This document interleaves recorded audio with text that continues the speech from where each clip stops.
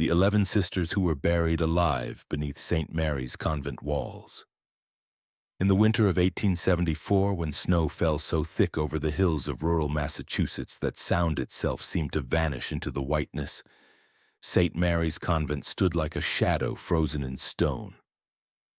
Its high walls, black with age and soot, rose out of the valley like a tomb built not to protect the living but to contain the dead.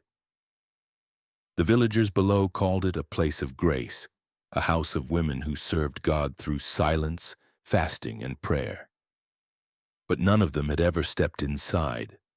No one had seen the gardens in decades. No deliveries came through the main gate. Only a single cart that arrived once a week after dusk, driven by a pale man who never looked up. The priests who spoke of it from the pulpit called it sacred ground. But the children said if you walked past it at night and whispered too loud, the wind would echo back your name.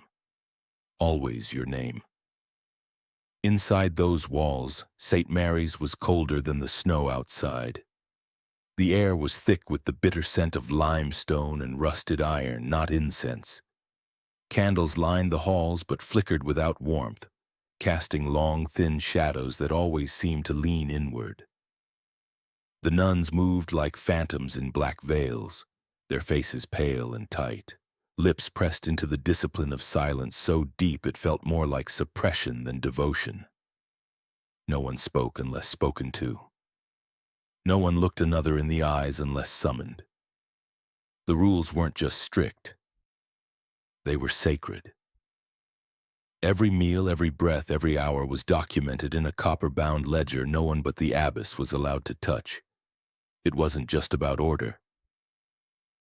It was about erasure. The self was an enemy here. Even your name was surrendered at the door. You were no longer Margaret or Ruth or Eliza. You were Sister Silence, Sister Obedience, and Sister Wound. There were 38 nuns within the walls that winter, but only 27 ever came to prayer in the main chapel. The rest were spoken of vaguely, those in reflection, or those in deeper service. No one asked why some beds remained made for months or why certain names disappeared from the rosters. Sister Leora, the youngest, noticed the gaps but said nothing. Her days were filled with scrubbing floors until her fingers bled, copying psalms until her wrist locked, and kneeling in the chapel until her knees bruised into permanence. She was told this pain brought her closer to God, but something about the pain felt one-sided. The silence never gave anything back. It only took. Beneath the convent, there were tunnels. They were spoken of only in whispers, if at all. Maintenance passages, drainage corridors, relic storage. But the doors that led to them were always locked, iron bars sealed with melted wax and the mark of the cross. Leora passed one each morning near the boiler room. She never touched it, but she could feel the cold that leaked from behind it. Not the cold of air, but the cold of something that had no warmth to begin with. Sometimes, while sweeping alone near the western wall, she thought she heard faint scratching coming from below the stone.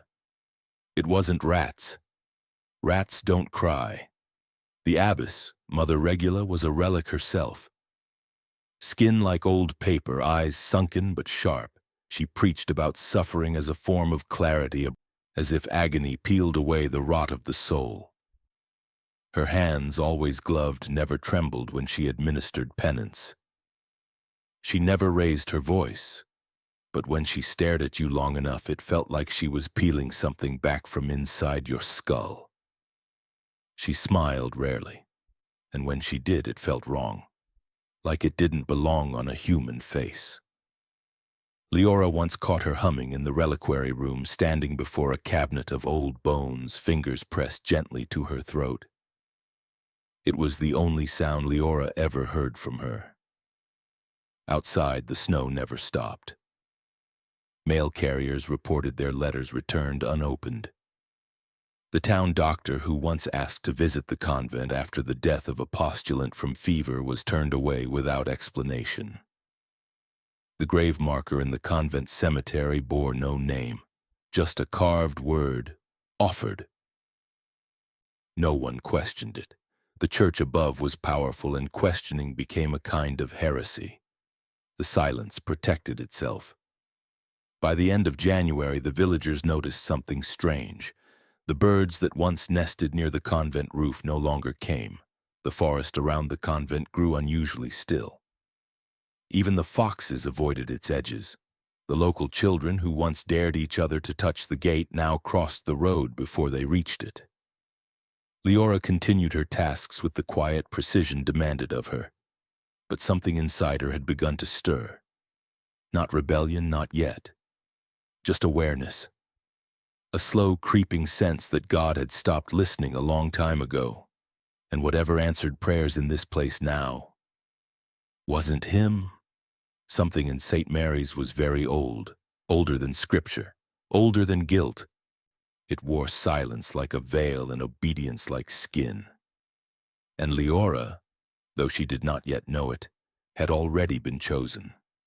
When the note arrived, it wasn't handed to her. It was slipped beneath her door in the middle of the night, folded in half and sealed with wax. No words marked the outside, just a symbol, a single thorn encircled by a ring of flame. Leora recognized neither, but something inside her stomach tightened the moment her fingers brushed it. The message inside was short, written in the abbess's hand. She was to report to the eastern stairwell before sunrise. No reason was given. No farewell was offered. Just a name change.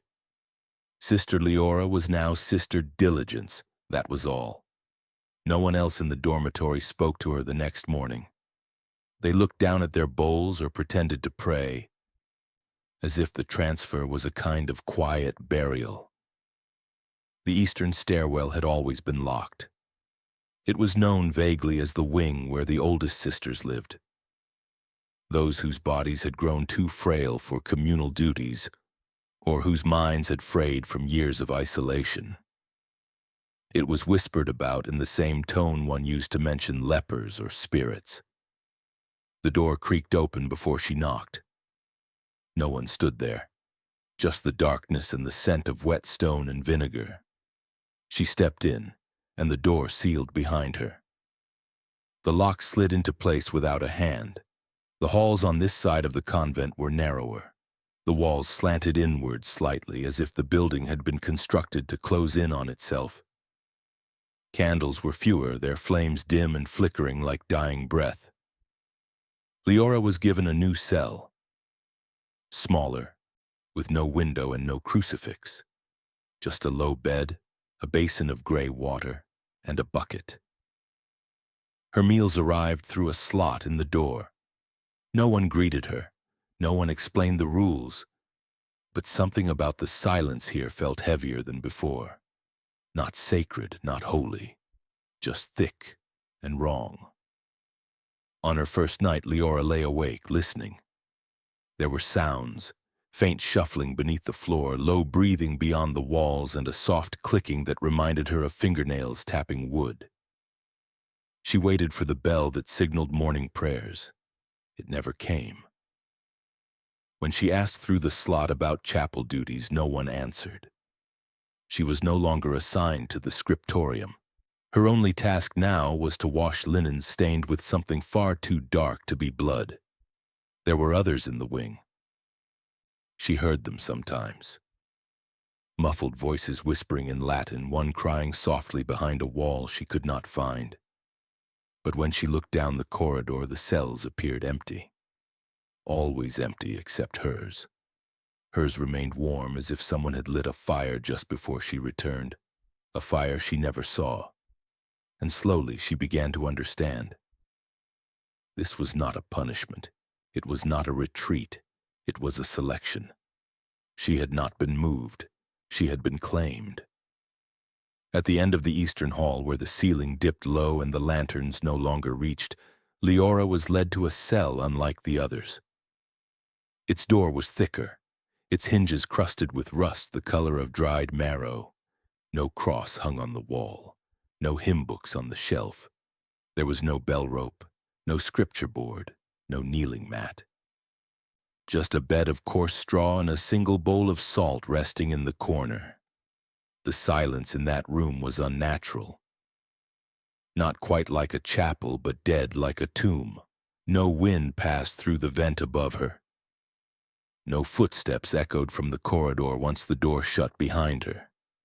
It was as if the room had been swallowed whole by something that never intended to let it go. She tried to pray that night, but the words collapsed in her mouth. The usual rhythm of evening bells never came. There was no call to Compline, no soft footsteps in the halls, no candles being snuffed one by one, only the sound of her own heartbeat, tight and fast in her ears. Until something else crept in, muffled, wet. From beneath the wooden floor she heard it, a low, choking cough like someone trying not to drown. It came in short bursts, followed by silence. Then a faint scraping as if fingernails were dragging across the underside of her bed. She froze, waiting for the sound to pass. But it didn't.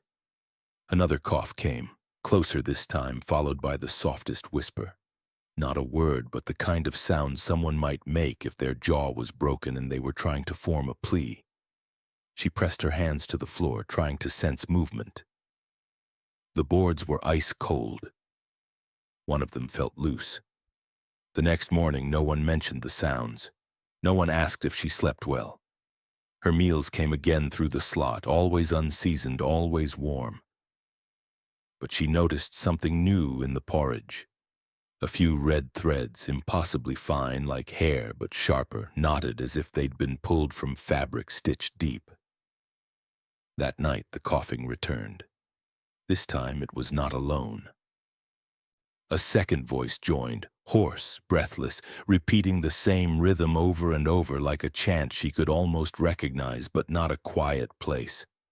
It wasn't Latin. It wasn't prayer. It was older, hungrier. She tried knocking on the wall, softly at first, then harder. No answer came, but the whispering stopped, the boards beneath her feet stilled, and in the quiet that followed she felt something shift in the air, as if whatever had been beneath her had paused to listen back. The silence was no longer passive. It was alert, watching. Leora didn't sleep again that week. The room was not meant for rest. It was meant for forgetting, for removal. And in that cell, tucked far from the chapel, cut off from bell and psalm, she began to understand what it meant to be erased. The summons came without warning. A knock on her door, slow and measured, followed by the creak of the latch as Sister Agneth's face appeared in the doorway. Pale, pockmarked, her eyes clouded but strangely alert. Without speaking, she motioned for Leora to follow. They moved through the hall in silence, down a staircase Leora hadn't seen before, the air growing damp with each step. The stone beneath her feet felt soft from age, worn by repetition, like a path too often used for something never meant to be spoken of. At the end of the corridor, a small room waited, its walls lined with rows of brass instruments hanging on hooks like butcher's tools. One in particular caught the light. A long, double-pronged spoon sharpened at both ends, blackened from heat and stained from use. Sister Agneth called it the reaping spoon. Leora's stomach clenched before she even understood what it was for. In the center of the room sat a frail sister, wrists bound to the chair with linen straps. Her habit was soaked through with sweat. Her mouth had been forced open by a wooden clamp, the corners of her lips cracked and bleeding. She shook when she saw the tool, her eyes wild, her throat twitching as if to beg, but her tongue was pinned beneath a flat metal brace. Sister Agneth instructed Leora to hold the woman's head steady, her voice calm, almost warm as though preparing a child for baptism. Then she dipped the reaping spoon into a bowl of lye and began. The sound was worse than the sight. Wet scraping, the hiss of raw flesh meeting chemical burn, the faint snap of teeth grinding against restraint. Leora tried to focus her eyes anywhere else, but they kept being pulled back, to the crimson lines drawn across the sister's gums, to the white strings of saliva mixed with blood, to the slow precision of Agnetha's motions as if she were carving away not sin but something deeper, not cleansing, harvesting. The smell of it rose like steam, bitter, metallic, sharp enough to sting the throat. When the rite was finished, the sister was left shaking, eyes rolled back and mouth gaping and useless. She was lifted into a linen sling and carried away by two others Leora didn't recognize. The chair was wiped clean. The spoon was placed back on the hook. No prayer was said, no explanation offered. Sister Agneth simply turned to Leora and said that those who lie with their mouths must be reborn through the mouth. She said it like scripture, but no scripture Leora had ever read mentioned such a thing. That night, back in her cell, Leora pressed her hands over her own mouth and tried not to retch. The scream from earlier echoed inside her skull long after the halls fell quiet. Something had been taken from that sister. Not just skin or sound, but the right to speak truth ever again. And Leora knew with a cold certainty that the reaping spoon would one day return. Maybe not for her tongue, but for something else. Something she hadn't yet realized could be taken. It was in the third week of her reassignment that Leora was sent below the archive room, deeper than any place she'd known existed. The stairs were damp and narrow, carved straight into the earth, winding downward past the layers of rotted stone and mildew-soaked scripture that lined the walls. Sister Agneth led her, this time saying nothing, not even her usual breathless commands. They descended in silence until the air thickened into something that clung to the throat, a mix of ash, salt, and something older, the stale rot of flesh once cooked too slowly to vanish. At the base of the stair, they reached a door of blackened iron. There was no symbol etched into it, no cross, no warning. Just a single hinge in the center that allowed it to spin open like the mouth of a kiln. This was the confession furnace. It had no firewood, no chimney. And yet it was hot. It's always hot. Leora was instructed to clean the surrounding stone with vinegar and a cloth soaked in lamb's blood, a ritual that Sister Agnetha claimed sealed the spirits back into their rightful form. She didn't ask what that meant.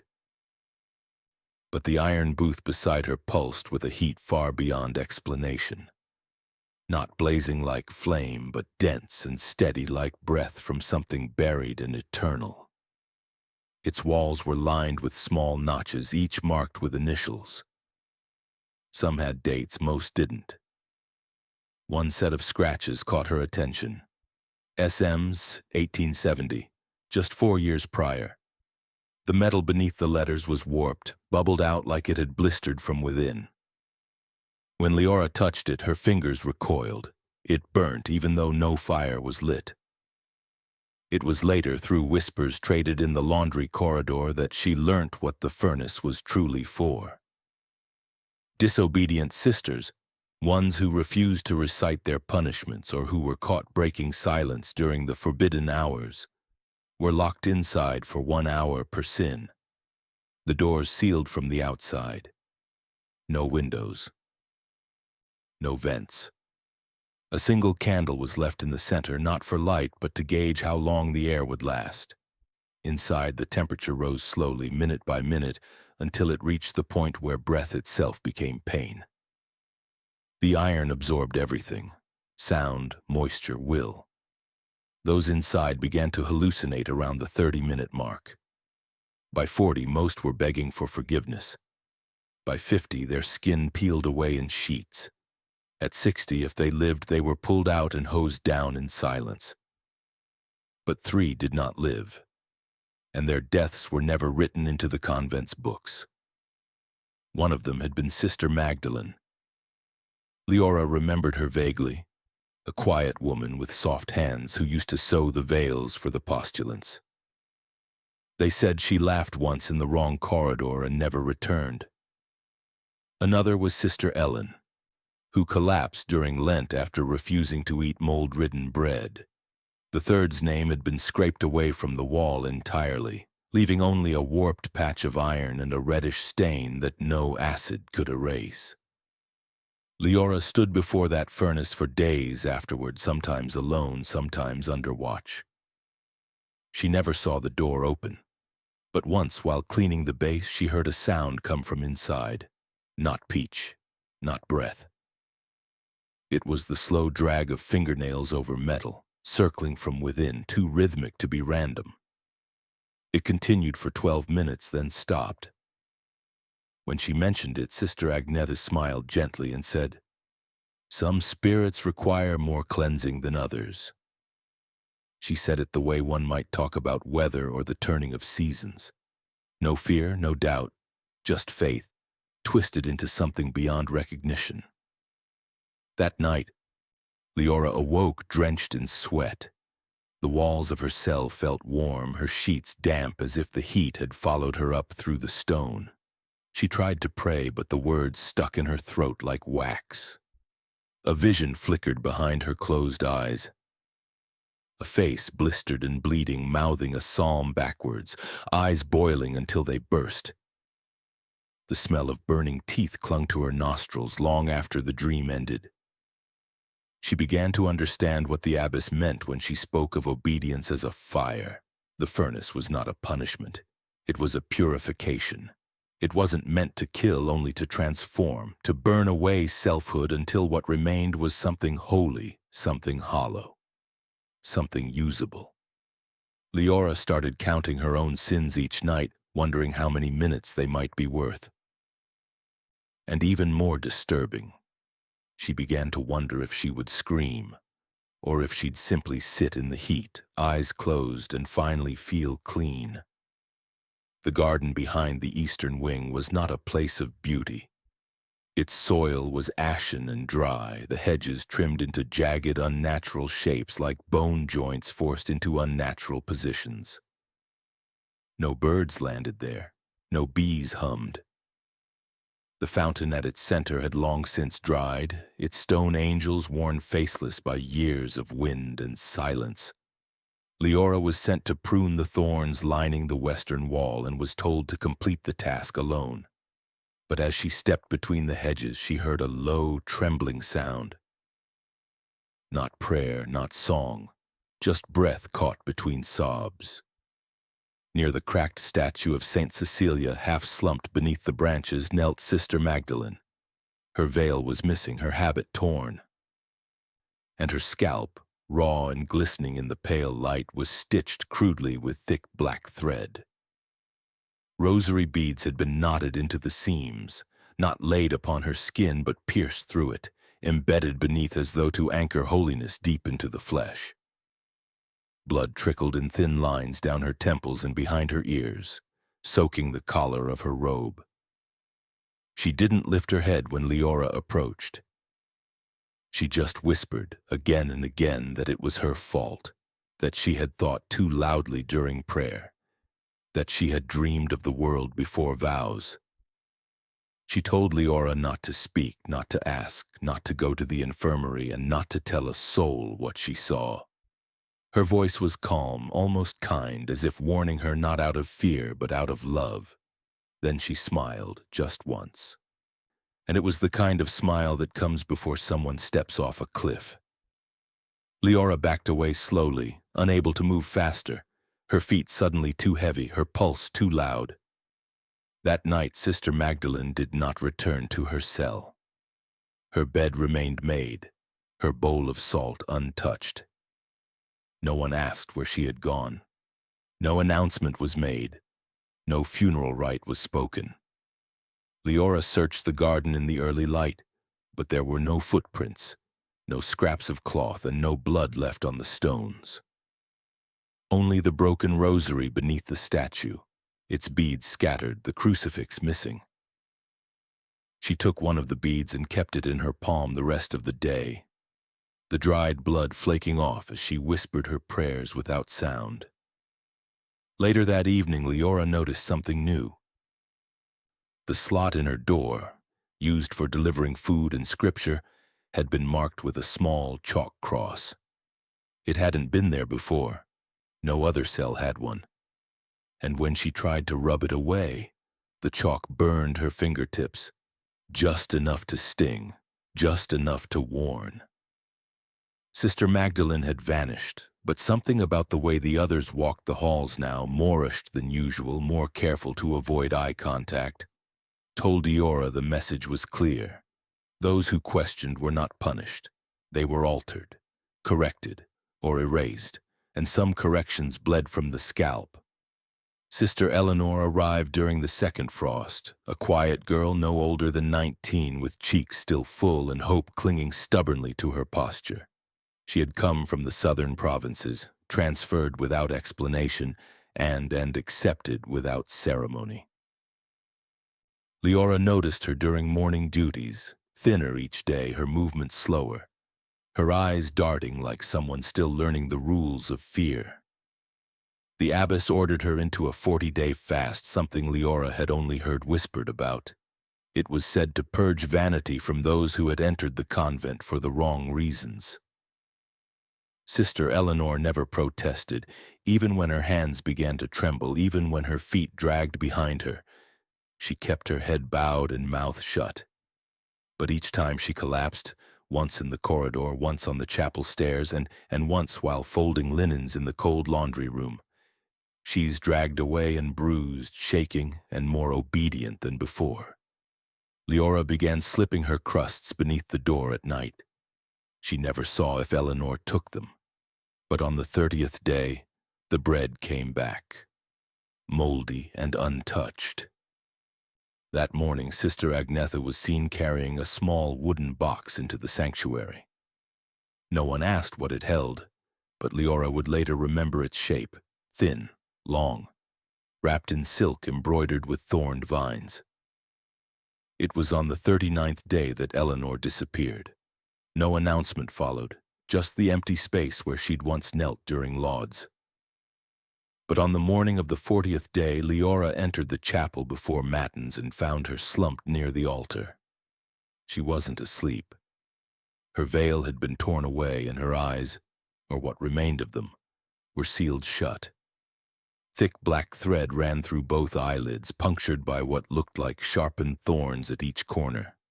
The barbs embedded deep into the tissue, holding the seams closed like a punishment sutured into flesh. Dried blood streaked her cheeks. Her mouth moved soundlessly.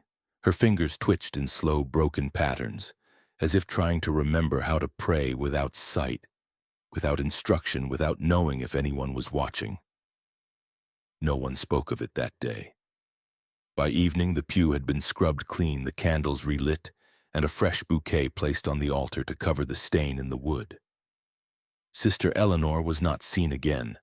Her name was never read in the recitations. But Leora noticed that the statue of the Virgin behind the altar had changed. The carved eyes, once wide and soft, had been painted shut. Thin black lines now traced her lids as if the mother herself had taken the girl's wounds into her own face. Or worse, offered them willingly. That night, Leora dreamed of a chapel with no windows, no light, and rows of kneeling figures. All eyeless, all praying blindly into the dark, waiting for someone to tell them which direction the light had gone. When she woke, her eyes burnt and she didn't dare touch them. Something had shifted in the silence, and now it watched from within. Leora found the ledger by accident buried beneath a false panel in the old vestry cabinet. A drawer meant to hold incense and altar cloths, but hollowed deeper than it should have been. The leather was stiff with time, bound not by thread but by braided hair. Strands blackened with age, still clinging to the smell of dried myrrh and something sour underneath. Its pages were thick, the ink faded to rust. And it was written in a language she almost understood, but not quite. Each entry followed a rhythm: name, date, transgression, sealing. 11 names, no last names, no birthplaces. Just strip titles like Sister Hollow, Sister Doubt, and Sister Hunger. The last entry bore no name at all, just a date, and beneath it one phrase was scrawled in a different hand. She watched without blinking. The ritual was recorded in brutal detail, when a sister was deemed beyond redemption, not for sin of the body but for thought that strayed too long in forbidden directions. She was taken at night. Her hands were bound not with rope, but with her own veil soaked in oil and ashes. She led in silence through the eastern courtyard, blindfolded with the linen cloth from the previous week's altar wash, as if her failure deserved no fresh sanctity. Behind the southern wall, a narrow space existed, too tight to kneel, too low to stand. She was placed upright, hands folded in forced prayer and bricked in, one layer at a time. No cries were recorded, no pleas. Only the instruction that each stone be blessed with 3 drops of lye and 1 drop of the sister's own blood, taken from the tongue before burial. But what came after was worse. Months later, when silence confirmed her passing, the wall was reopened in secret. The bones were collected carefully. Each vertebra was filed down and polished until it resembled smooth ivory. The finger bones were turned into pendants for the vow ceremonies. The ribs are shaped into rings of silence worn by the abbess during discipline rites, and one relic, always one, was carved into a token and kept on the altar during Mass, hidden beneath the cloth, so that the memory of obedience stayed present in every offering. They were not buried in shame. They were exalted in fragments. Their deaths transformed into holy tools, reminders carved from suffering. Leora closed the book with shaking hands. The final page bore no scripture, no psalm, no closing prayer. Just a crude drawing of a nun's silhouette, mouth stitched, hands folded, ribs exposed, and eyes scratched out with repeated strokes. She realized then that the relics she'd polished months ago and the smooth pieces placed in velvet-lined boxes and passed through the chapel were not symbolic. They were real. The silence wasn't just enforced, it was inherited, worn, passed hand to hand like a blessing that had first been a grave, and now the number 11 echoed in her skull. 11 names. But the walls held more than that, far more. She had seen the spaces between bricks, the ones that pulsed with breath when the hallway was quiet. The ledger listed 11. But the walls whispered a different number, and it was still growing. The storm struck just after midnight, hammering the convent with sheets of rain that clawed against the shutters and filled the stone corridors with a hum so loud it swallowed even thought. Most of the sisters remained in their cells, silent and motionless, reciting protective psalms beneath their breath. But Leora was already awake, the sound of low chanting having pulled her from sleep before the storm began. It wasn't the chapel's liturgy. It came from somewhere deeper. A rhythm slower than prayer, almost breathless, as if chanted by voices too dry to sing but too afraid to stop. She followed it barefoot through the hallways, past the corridor with the sealed confession furnace, until she reached a portion of wall she had only ever passed without notice. Tonight, under the flicker of the failing candlelight, she saw it differently. The seam between 2 stones pulsed faintly. The wall breathed. Leora returned with a rusted iron rod, one she had hidden beneath her bed weeks ago after cleaning the furnace grate.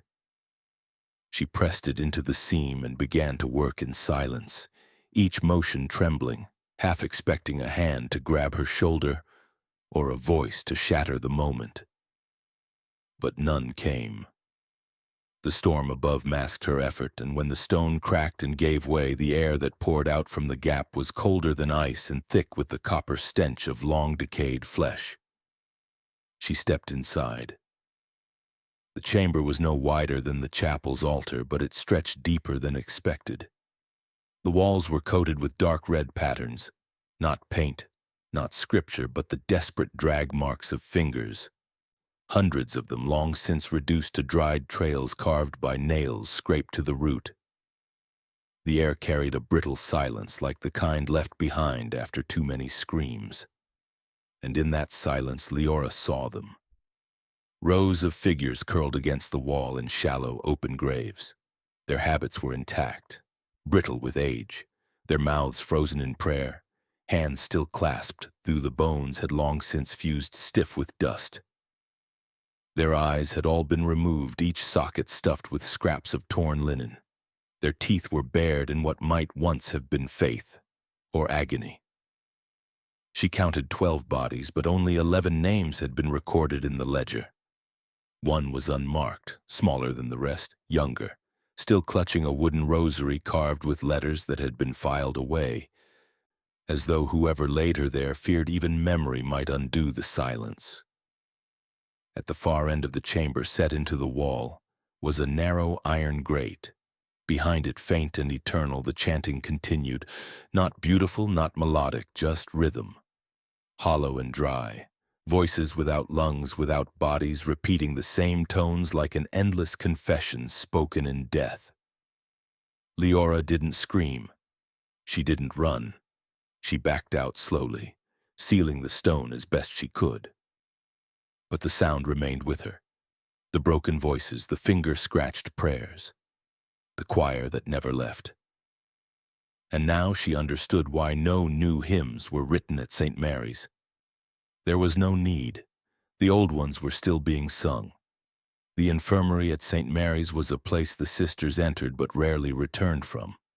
It was kept at the far end of the west corridor, where the light from the stained glass no longer reached and the air smelt faintly of vinegar, oil, and something sweetly decayed. Leora was assigned there after a week of silence.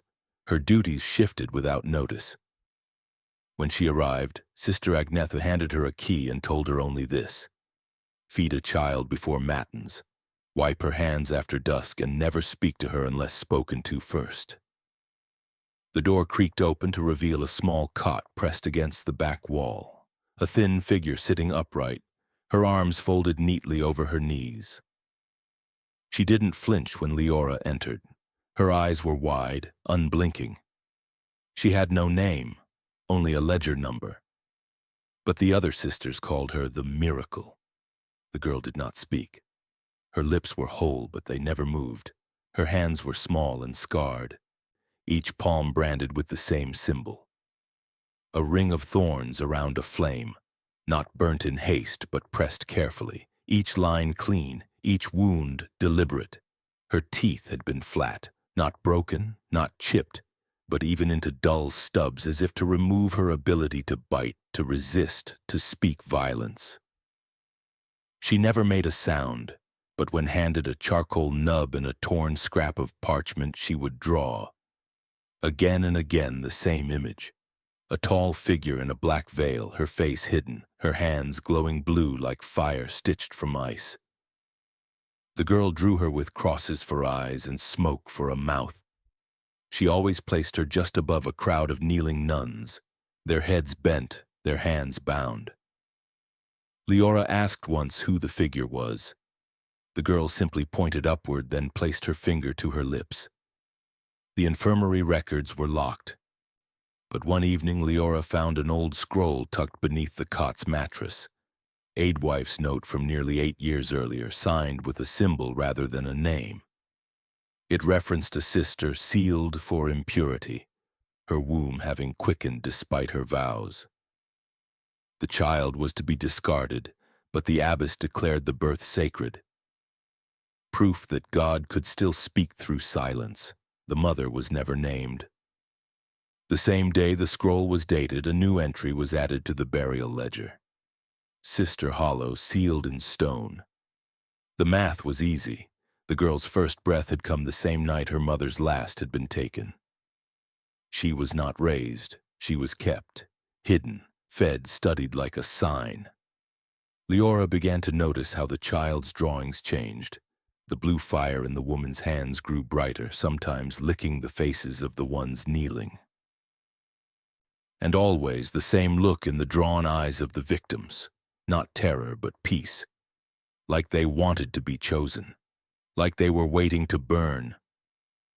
The announcement came without words, spoken only in glances and gestures. The abbess had not summoned Leora directly. She didn't need to. The signs were unmistakable. The chalk cross on her door had been redrawn, this time in crushed bone instead of dust. Her daily duties were erased from the roster board, and in the Vesper line the other sisters stepped away from her, heads bowed, not in fear of her but of what had been chosen through her. That night, instead of returning to her cell, Leora was escorted in silence by two elders whose faces she had never seen before. Not veiled, but masked with strips of linen soaked in wax, as if their identities had long been burnt away. They carried no candles. The only light came from the blue flame of a lantern held by the abbess herself, leading them downward into a part of the convent that did not exist on any map, nor in any memory that dared speak aloud. The room was round and carved into bedrock, lined with hollow recesses in the wall. Nichashat once held bodies, now scrubbed clean for new purposes. At the center was a raised stone platform already dusted with salt. A circle surrounded it, thick and white, broken only by a single open gap, like the mouth of a noose awaiting its knot. Leora was told this was the salt veil, a rite reserved only for those whose sins could not be punished, only sanctified. The abbess explained with calm conviction that silence alone was not enough anymore. The convent's relics had lost their strength, their bone tokens had dulled. The miracles had slowed. Something deeper was needed, a living sanctification. Flesh preserved not by time but by purpose. Leora was stripped of her habit and clothed in burial linen, her arms bound across her chest with salted cloth. The salt was not thrown but pressed, handfuls rubbed into her scalp, her lips, and the arches of her feet. Each motion was followed by a whispered chant, words not Latin, not scripture, but something older and colder, like language carved from ice. She was laid on the stone slab, and the circle was sealed. The air in the room shifted, dry and still, like the moment just before snowfall. But the abbess had miscalculated something. The infirmary sisters had been watching. The quiet ones, the discarded ones, those who had been beaten down until they no longer screamed. Leora had shared her scraps with them. She had tended their wounds in silence, and in return they had begun to remember who they were before silence claimed them, before the branding, before the blinding. 3 of them slipped in through a hidden passage in the lower wall, a space meant for waste disposal now repurposed for rebellion. One carried a vial of acid stolen from the penance room. Another held the broken rosary of Sister Magdalene, sharpened at the ends. The third, barely able to walk, held nothing. Only her voice, long muted, now returned in a scream that shattered the rite before it could seal. The room descended into chaos. The masked elders turned, confused, their obedience not built to react without instruction. One fell to the floor, throat opened by a sharpened crucifix. Another was blinded by salt thrown back into her eyes. Leora ripped herself free using the edge of the platform, flesh tearing at the wrists but no longer caring. She crawled out of the salt circle, choking on blood and dust, and met the abbess face to face. The blue flame in the lantern flickered. For the first time, the abbess looked uncertain. There was no fight, no cry. The abbess simply stepped back, smiled faintly, and vanished into a passage behind the altar, one Leora had never seen, one no one ever followed her into. The flame disappeared with her. The chamber pulsed once, then fell quiet. Leora, gasping, bleeding, and half-blinded, was led out through the infirmary tunnels by the others. The salt veil was never completed, but the ritual had marked her all the same. Her body would bear the salt scars, but she had lived. And in doing so, something had broken, not just the rite, but the hold the abbess had on fear itself. The relics would no longer shine, the chants would falter, the silence would begin to crack, and behind it, the truth would start to pour in. It began beneath the sanctuary, where the stone always sweated and the walls seemed too thick for how narrow the halls ran. Leora had returned not as a penitent, not as a sister, but as something else. Something stripped of vows, stripped of fear. The abbess had vanished after the failed salt veil, but her grip on the convent hadn't. The relic rites continued. The chanting resumed. The hollow choir sang on. It was as if nothing had broken, as if rebellion was just another breath in the body of silence. But Leora had seen too much, and this time she didn't carry a prayer. She carried a hammer. The others joined her in the hour just before dawn, 2 sisters who had survived their own rituals. One with no voice, the other with no fingers on her right hand.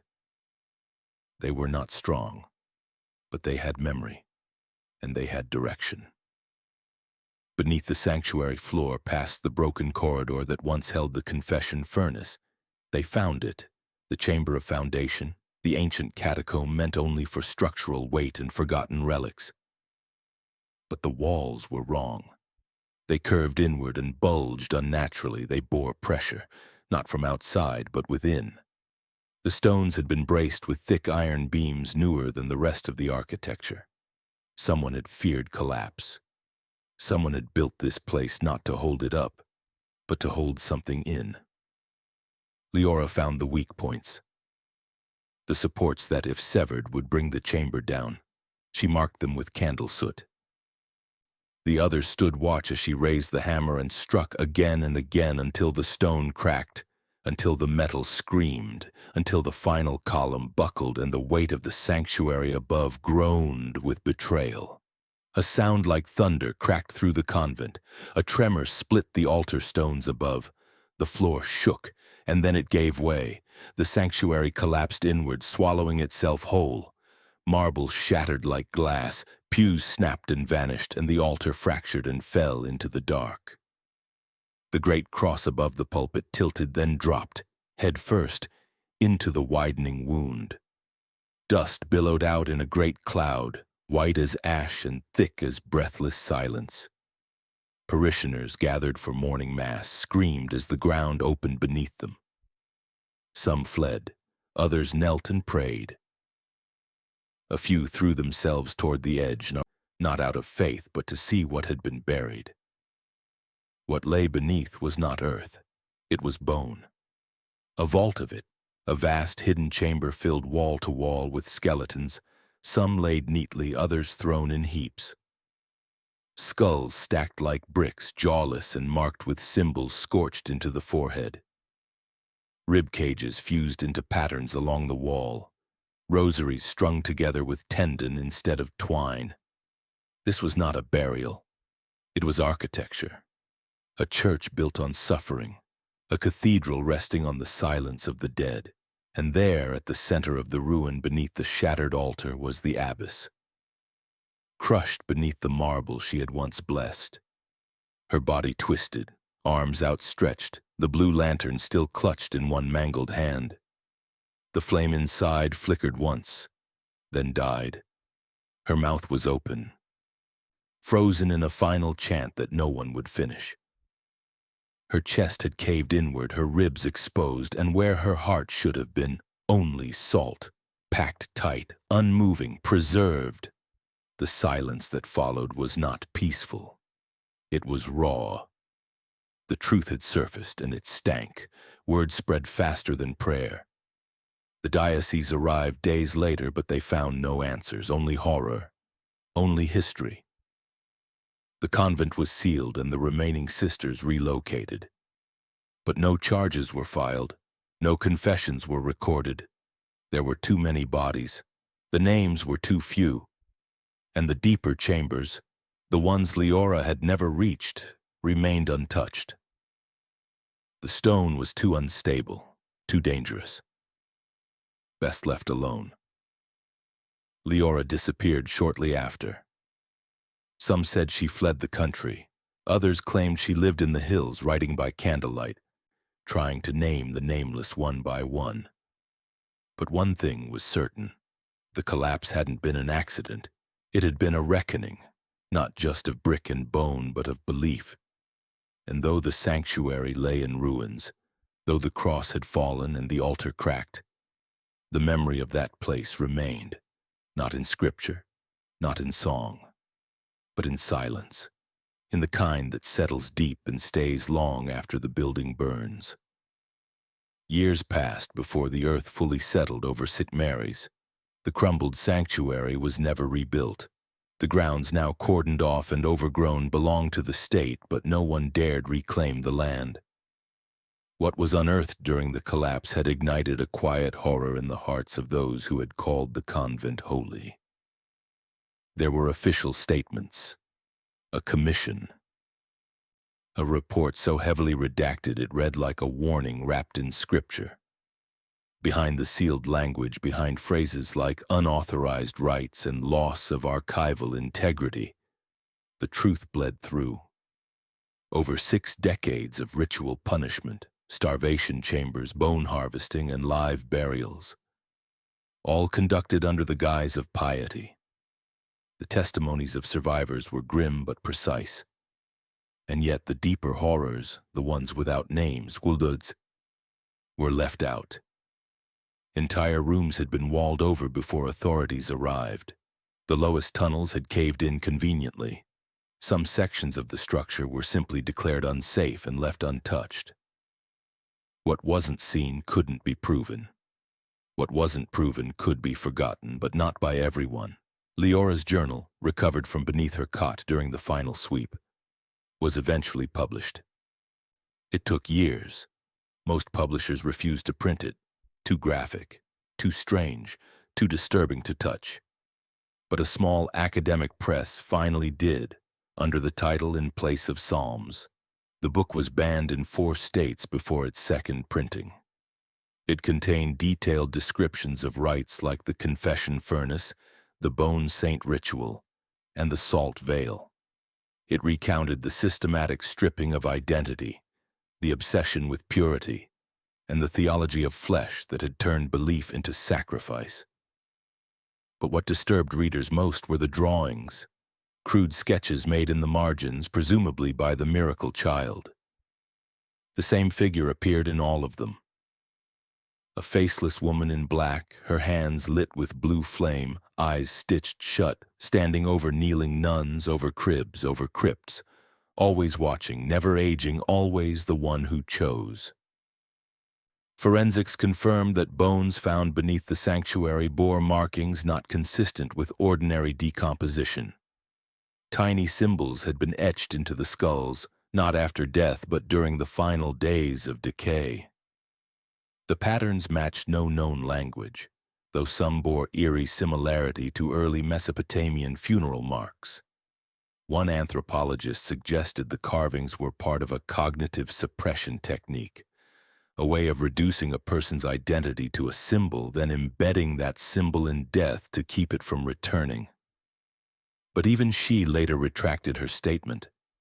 Her notes were never published. The miracle child vanished not long after the convent's closure. Her last recorded placement was in a state-run home near the coast. A nurse noted her silence, her calm demeanor, and the way she always scratched circles into her bed frame with her thumbnail.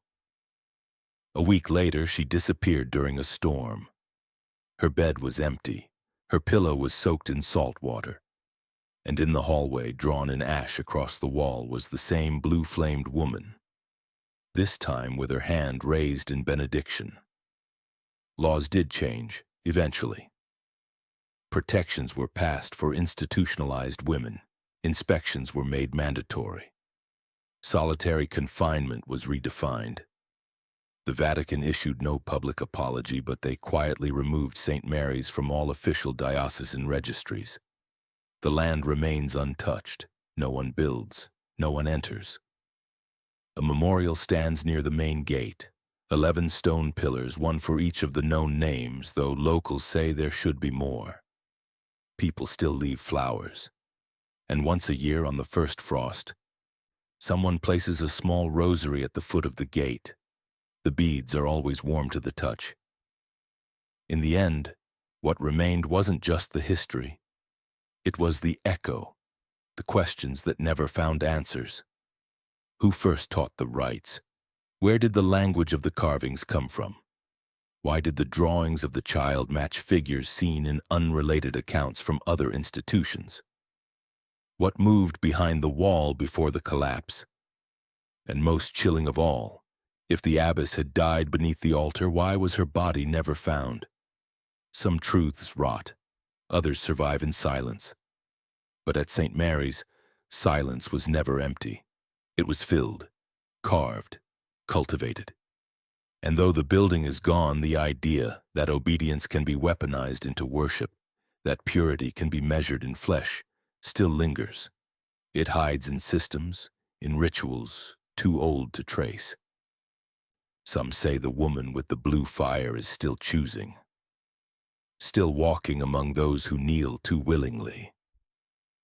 And if so, then perhaps the question isn't whether it could happen again, but whether it ever truly stopped.